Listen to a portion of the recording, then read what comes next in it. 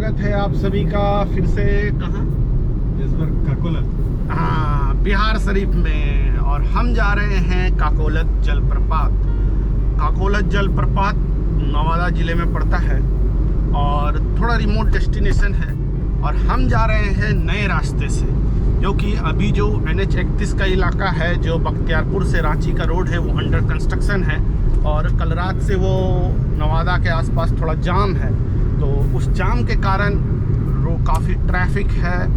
तो हम लोगों ने ये रास्ता लिया है भाया दीपनगर होते हुए, राजगीर होते हुए, फिर हम गिरियक होते हुए जाएंगे। थोड़ा लंबा है लेकिन स्पीड और सीनरी वाला है। तो मेरे साथ है मेरे मित्र आशीष जी, और दोनों लोग निकल चुके हैं घूमने के लिए। और गर्मी के कारण इस बार फिर से अपनी कार से। नाश्ता नहीं हुआ है। और नाश्ता नहीं हुआ, सुबह सुबह भाग गए हम लोग। अगर आपको काकोलत जलप्रपात जाना है तो कोशिश करें कि नवादा वाला रूट ना लेते हुए राजगीर से घूमते हुए जाएं, क्योंकि आपकी गाड़ी अगर बच्चों के साथ फंस गई ट्रैफिक में तो काफ़ी परेशानी आएगी, क्योंकि हैवी ट्रक्स वहाँ चलते हैं। जबकि ये रोड बिल्कुल खाली है, गाड़ी आराम से भाग रही है, दोनों तरफ के नज़ारे अच्छे हैं। फिर राजगीर से व्यू और भी अच्छा हो जाएगा, तो बच्चों को भी मज़ा आएगा, फैमिली को भी मज़ा आएगा।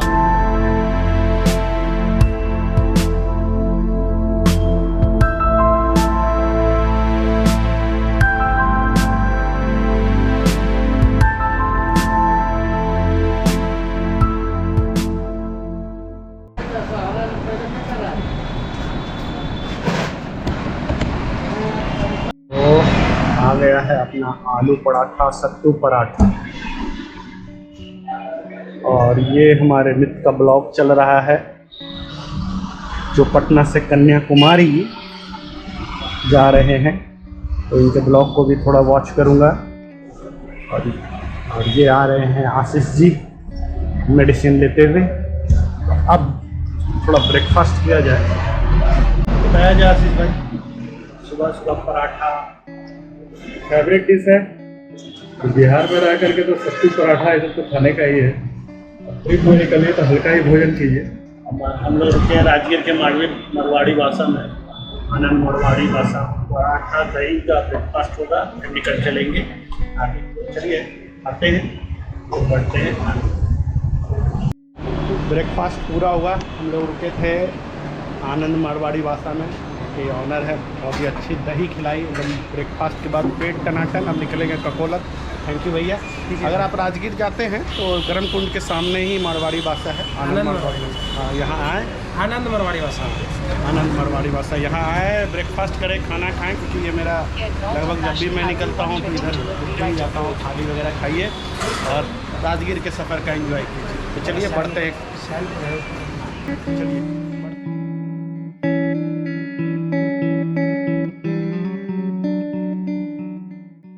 हम लोग आ गए हैं ऑलमोस्ट नवादा।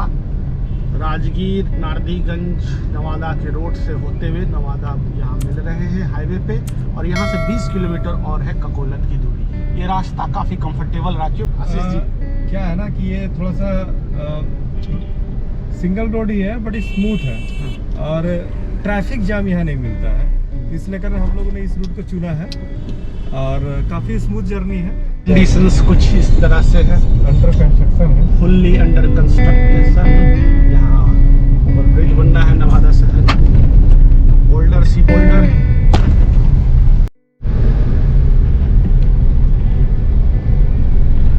पूरा रोड अंडर कंस्ट्रक्शन है और हेवी वाली जो कंस्ट्रक्शंस चल रही है, इसीलिए यह रोड हम लोगों ने दूसरा चुना था।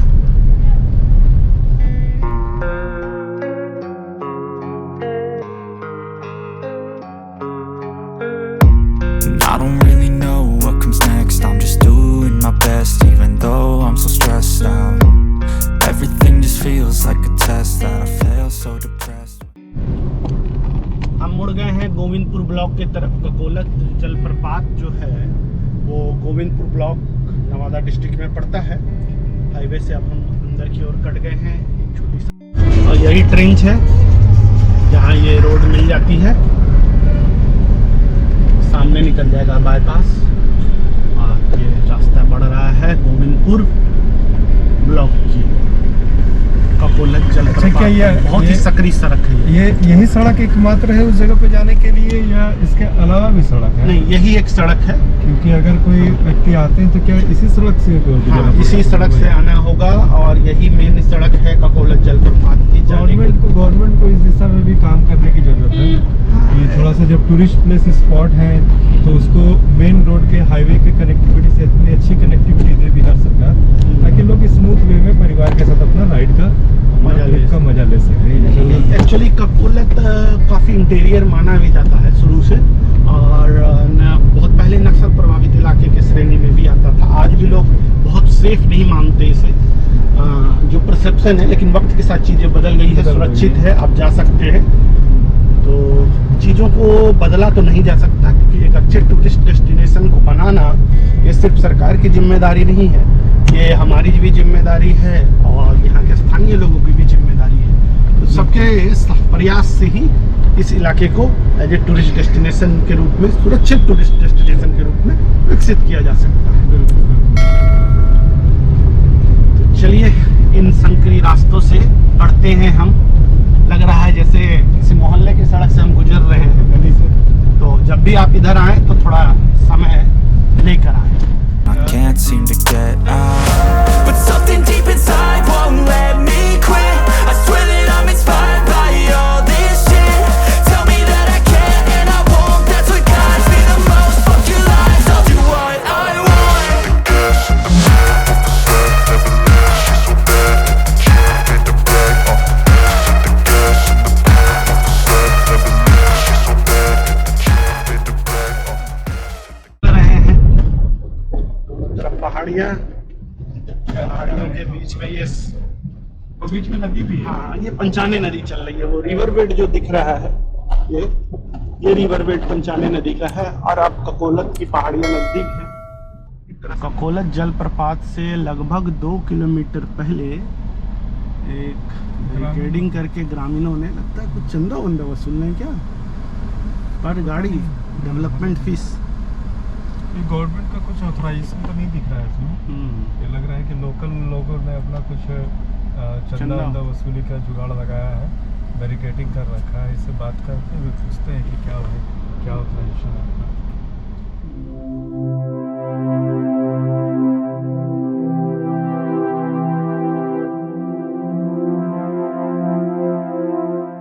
ये है ककोलत जलप्रपात, पहुंच चुके हैं हम लोग भारी भीड़ में।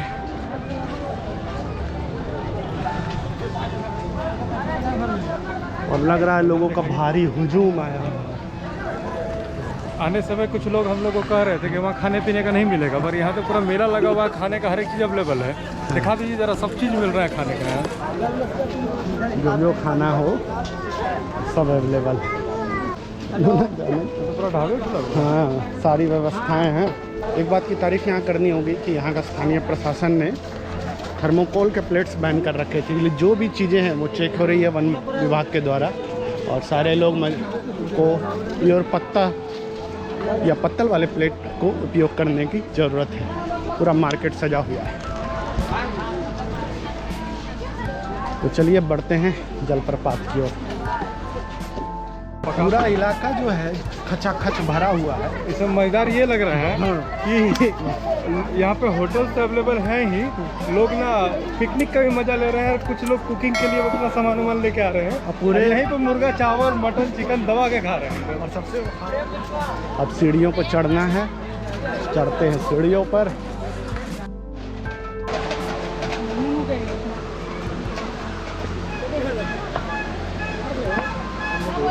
और सीढ़ियाँ चढ़ना बहुत कठिन काम है, टफ काम।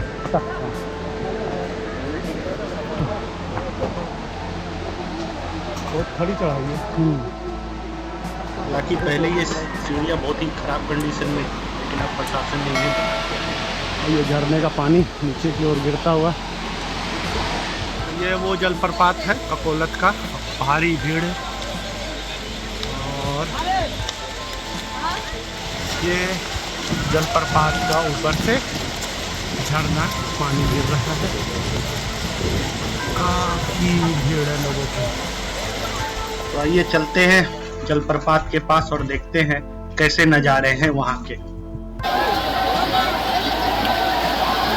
भाई साहब भारी भीड़ है, भारी लोगों का तो हुजूम टूट पड़ा है। लोग खूब मस्ती कर रहे हैं, शोर कर रहे हैं, एंजॉय कर रहे हैं। चलिए इसी भीड़ में हम भी शामिल होते हैं और बढ़ते हैं झरने की तरफ।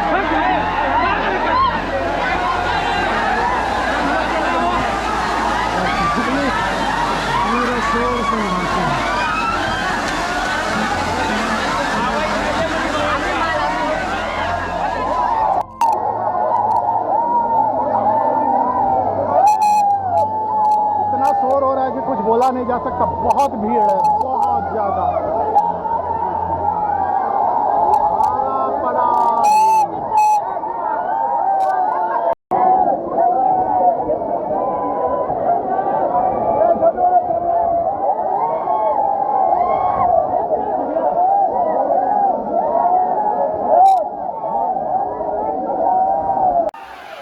एक बात तो तय है कि ऐतिहासिक और पौराणिक संदर्भों से युक्त ककोलत का झरना बेहद ही खूबसूरत है।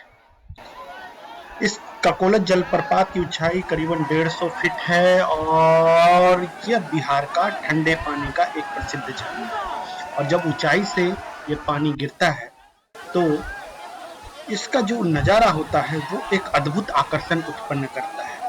इस झरने के बारे में कुछ पौराणिक कथाएं भी प्रचलित हैं कि कहा जाता है त्रेता युग में एक राजा को किसी ऋषि ने श्राप दिया था और वो अजगर बन गया और यहाँ रहने लगा। द्वापर युग में पांडव जब यहाँ आए थे, जी हाँ, महाभारत के समय जब पांडव यहाँ आए तो उसे उस अजगर के रूप से मुक्ति मिली थी और इसीलिए यहाँ पर बहुत सारे लोग दूर दूर से आते हैं। वैसाखी और चैत्र संक्रांति में यहाँ काफी भीड़ उमड़ती है और ये ठंडा पानी ऊपर से गिरता हुआ बेहद ही शीतल लग रहा है, मनमोहक लग रहा है। और हमारे मित्र आशीष जी एक अलग मस्ती करते हुए, चलिए इस मस्ती में मैं भी शामिल होता हूँ क्योंकि यह वक्त तो है एंजॉय करने का। इस ऊपर से गिरते हुए पानी में नहाना एक बेहद ही सुखद अनुभव है और पब्लिक का जोश देखिए।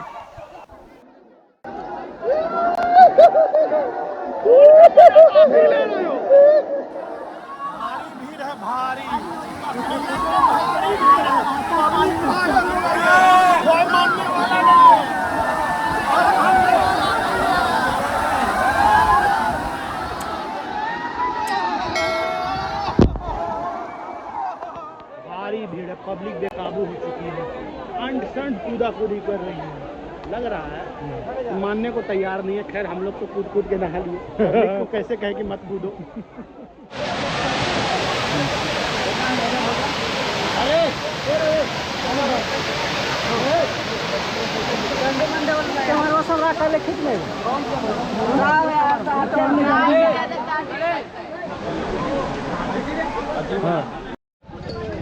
अब नहाने के बाद लगी है जोरों की भूख और यहाँ ऐसा लगता है कि पूरे आबो हवा में मटन और चिकन की फिजा खुल गई है। चारों तरफ खुशबू ही खुशबू दौड़ रही है। तो चलिए नहाने के बाद हम भी करते हैं कहीं पेट पूजा।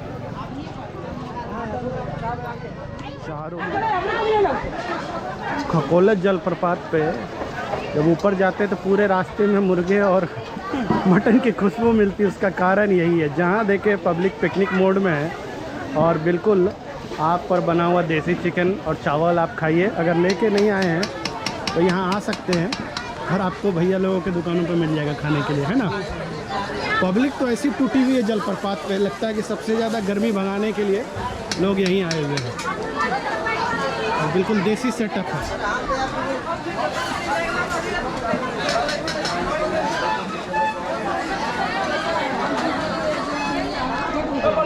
तो नहाने के बाद मुझे भी लगी बड़ी ज़ोरों से भूख और आशीष भाई ने एकदम स्टिक कहा है कि अब मैं गाड़ी ही नहीं चलाऊंगा अगर आपने मुझे खाना नहीं खिलाया तो हम भी खाते हैं मुर्गा चावल, फिर बढ़ेंगे यहाँ से वापस।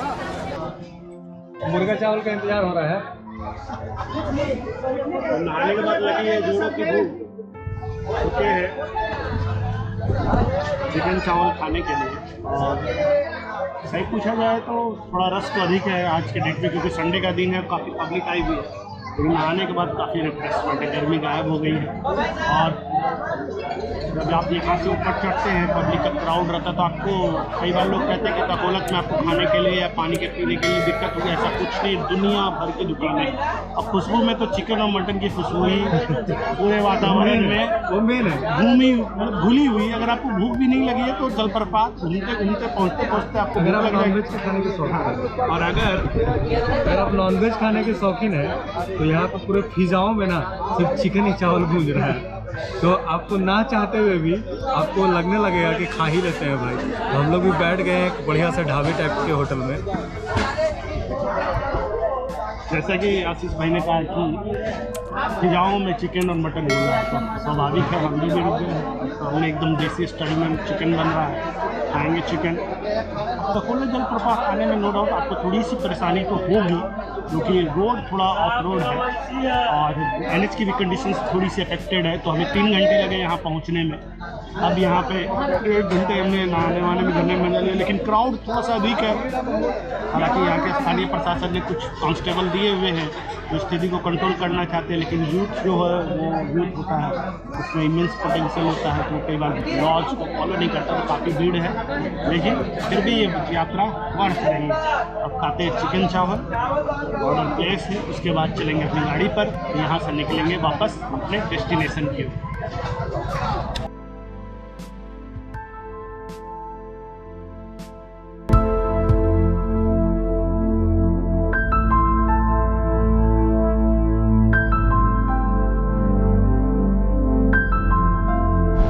मेरा गूगल मैप भी पूरे रास्ते के लिए जाम और रेड वेटिंग का दिखा रहा है कि अभी मैं इस रास्ते से जाऊंगा तो मुझे मिनिमम 16 मिनट का जाम मिलेगा। तो 2-3 ऑप्शन है। चलो, तो फाइनली NH 20 पर ये धूल भरी सड़क पे हम धीरे धीरे बढ़ रहे हैं अपने गंतव्य की ओर। तो अब यहाँ से हम लोग जाएंगे अपने ड्यूटी स्टेशन वापस भागलपुर। तो चलिए, ये ब्लॉग यहीं समाप्त होता है, क्योंकि अब यहाँ से गाड़ी खींची जाएगी तो हम यहाँ से निकलेंगे भागलपुर। उम्मीद करता हूँ आपको ये ब्लॉग अच्छा लगा हो। अगर आपके कुछ सुझाव हो, कुछ जानकारी आप चाहते हो तो कमेंट बॉक्स में लिखें। तो अब आप लोगों से ली जाती है इजाज़त। कोविड के इस दौर में थोड़ी सुरक्षा रखें और फिर जो ड्यूटी की बातें हैं देखा जाएगा। चलिए, ये ब्लॉग को करते हैं यहीं समाप्त। जल्द मुलाकात होगी अगले ब्लॉग में। तब तक सुरक्षित रखें, राइड सेफ, सुरक्षित रहिए, गर्मी से बच के रहिए और हम एंजॉय दोनों की करते जोड़ी कैसी लगी ये ब्लॉगिंग में, उसका भी कमेंट में दीजिएगा। तो मिलते हैं अगले ब्लॉग में। तब तक के लिए बाय बाय, टेक केयर।